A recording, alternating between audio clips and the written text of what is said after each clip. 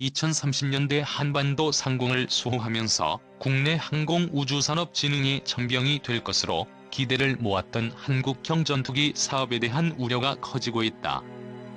개발비만 8조 원이 넘는 초대형 사업인 KF-X는 개발이 완료되면 우리나라가 120대, 인도네시아가 50대를 생산해 운용할 예정이다.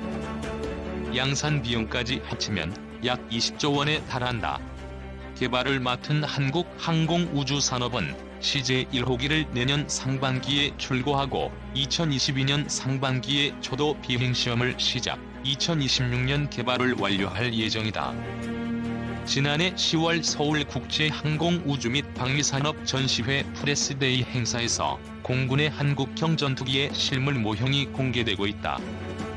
CJ1호기를 내놓기로 한 일정이 1년 앞으로 다가왔지만 KF-X를 둘러싼 의문과 우려는 여전하다. 개발에 참여하는 인도네시아의 이탈 가능성이 제기되고 있고 개발 전략을 바꿔야 한다는 주장도 나오는 등 불확실성은 여전하다. 인도네시아 KF-X 이탈하나. 복수의 군 소식통에 따르면 정경두 국방부 장관은 6일 국방부와 방위사업청 관계자들로부터 KF-X 관련 현안을 보고받았다. 이 자리에서는 인도네시아 분담금 미납 문제도 거론된 것으로 알려졌다. 군 관계자는 장관이 KF-X 관련 사안을 전반적으로 다 챙기고 있다고 전했다. 또 다른 관계자는 같은 날 공군과 한국항공우주산업 관계자들이 상경했다가 당일 밤에 돌아갔다고 말했다. 8조 5천억 원으로 추산되는 KF-X 개발비는 정부 60%, 인도네시아 20%, 한국항공우주산업 20% 비율로 각각 분담하는 구조다. 이에 따라 인도네시아는 1조 7천억 원을 부담해야 한다. 하지만 인도네시아가 지난해까지 납부한 금액은 2,200억 원 수준이다. KF-X 개발이 진척되면서 소요 비용은 계속 늘어나는데 현금 대신 현물 납부를 희망하는 인도네시아의 분담금은 제때 납부되지 않는 상황이다. 군 소식통은 인도네시아에서 전갈이 오지는 않은 것으로 알고 있다면서도 인도네시아가 KF-X에서 발을 빼려 한다는 시각이 내부적으로 확산하는 분위기라고 전했다. 이 같은 관측은 인도네시아 내부 사정과 관련이 있다. 지난 1월 프랑스 매체들은 인도네시아가 다소사의 라팔 전투기 도입에 관심을 보이고 있다고 보도했다. 미국 로키드 마틴 F-16의 전투기 구매를 추진하고 있고 미국의 제재로 실현이 어려워졌지만 러시아제 수-35 전투기 11대 도입을 시도하기도 했다. 러시아의 수-57 스텔스 전투기가 시험 비행을 위해 이륙하고 있다. 게티 이미지.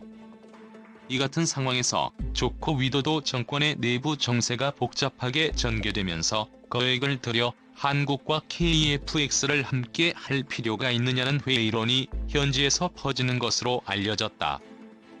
CN-235 수송기처럼 항공기 완제품 제작에 주력하던 인도네시아가 부품 생산이나 항공정비 사업으로 정책 전환을 꾀할 조짐도 엿보인다.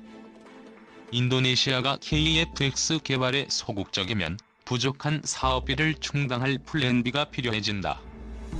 현재 거론되는 계획으로는 방위사업청과 한국항공우주산업이 인도네시아가 미납한 분담금을 일정 비율로 나누어서 부담하는 방안이 있다.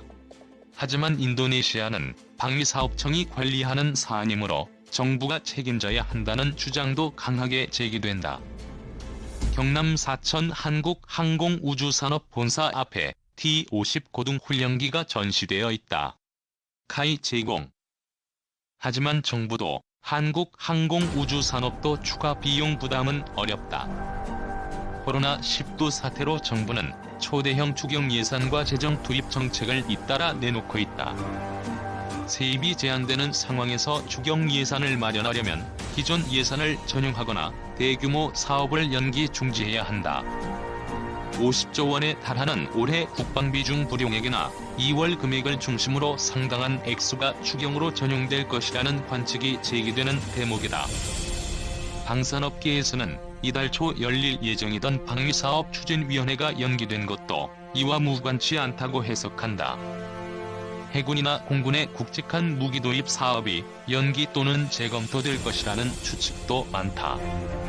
이 같은 상황에서 수천억 원을 추가 부담하는 것은 쉽지 않다.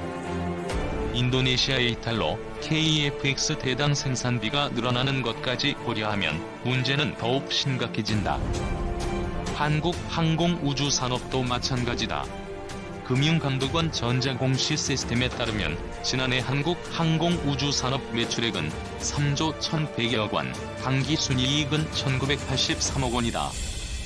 수천억 원의 개발비를 추가 부담할 재정적 여유가 없다. 지난해 10월 14일 경기 성남 서울공항에서 열린 서울국제항공우주 및 방위산업 전시회 프레스데이에 다양한 종류의 항공장비 및 지상장비들이 전시돼 있다. 세계일보 자료사진. 실전에 즉각 투입할 전투기가 필요하다. 재정적 문제 외에 KEFX의 성능과 미래 전투력에 대해서도 회의적인 견해가 나오고 있다. 실전에서 제대로 써먹을 수 있느냐는 것이다. 자체적으로 비행기를 만들어 하늘에 띄우는 것은 재정적 여건이 있으면 충분히 가능하다. 하지만 그 비행기를 실전 투입하는 것은 또 다른 문제다. 4세대 전투기인 유럽의 라팔과 타이푼은 개발이 완료됐을 당시에는 공대공 전투 기능만 갖춘 상태였다. 이후 10여 년에 걸쳐 점진적인 개량을 통해 다기능 이상 배열 레이더와 공대지 정밀유도 무기 등을 추가하면서 실전 투입이 가능한 전천후 전투기로 바뀌었다. 중국의 제20도 유사한 과정을 거쳤다. 진화적 개발 방식이라 불리는 이 개념은 KEFX에도 적용되고 있다. 국방과학연구소가 만든 다기능 이상 배열 레이더 시제품이 성능 시험을 받고 있다. 방위사업청 제공. 하지만 군안 밖에서는 10여 년에 걸쳐 KEFX 성능을 끌어올릴 여유는 없다는 우려가 많다. 공군 F4, F5 전투기는 노후화가 심해 전력 공백 우려가 크다. KEFX가 완전한 전투 능력을 갖췄다고 인정받을 시기는 2030년대 초 중반으로 예상된다. F-35A보다 발전된 6세대 전투기가 중국, 일본에서 모습을 드러낼 시점이다. 2026년부터 약 5에서 10년 동안 제한된 성능을 지닌 4.5세대 KEFX가 6세대 전투기를 지닌 주변국 공군과의 대결에서 위력을 발휘할지는 미지수다. 수출 경쟁력 확보도 어렵다는 주장도 이와 같은 맥락이다.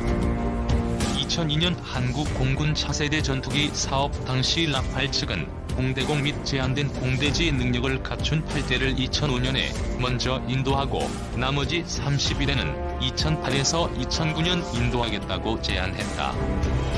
타이푼은 공대공 및 제한된 공대지 능력을 갖춘 기체를 일단 인도하고 2009년 한국 공군 요구에 맞게 개량한다는 조건을 제시했다.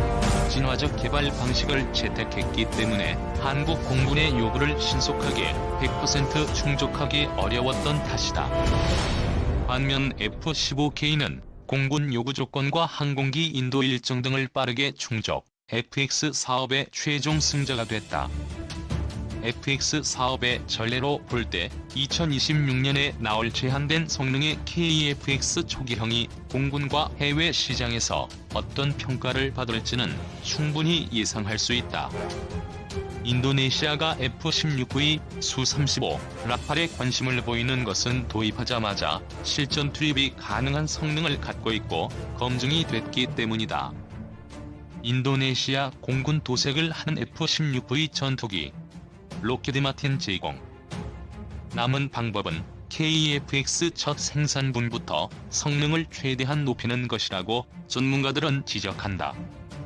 미국 제-항공무장 탑재가 미국 정부의 소극적 태도로 어려워졌지만 미티어 중거리 공대공 미사일과 아이리스-T 단거리 공대공 미사일, MK-82 폭탄, 한국형 유도 폭탄과 합동정밀 직격탄 외에도 공군이 운용 중인 타우러스 장거리 공대지 미사일이나 이스라엘제 스파이스 정밀유도 폭탄처럼 실전에 즉각 쓸 수 있는 무장이나 전자장비라면 지금이라도 추가 장착을 적극 추진해야 한다는 것이다.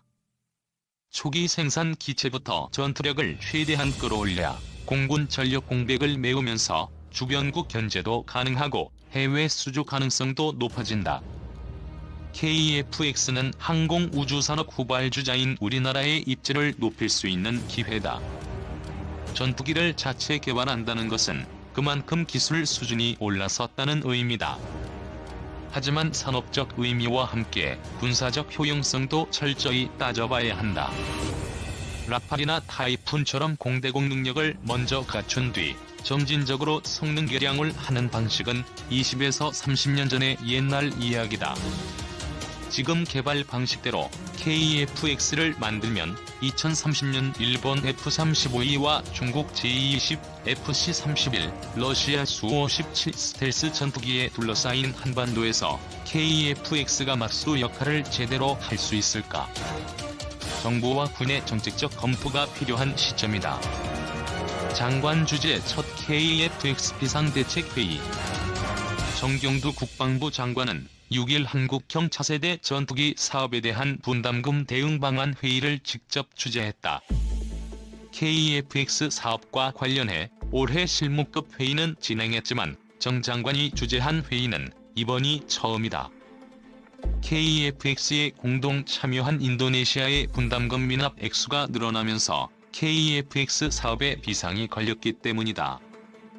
이날 회의는 박재민 국방부 차관, 왕정홍 방위사업청장, 강은호 방위사업차장 등 주요 보직자들이 모두 참석했다.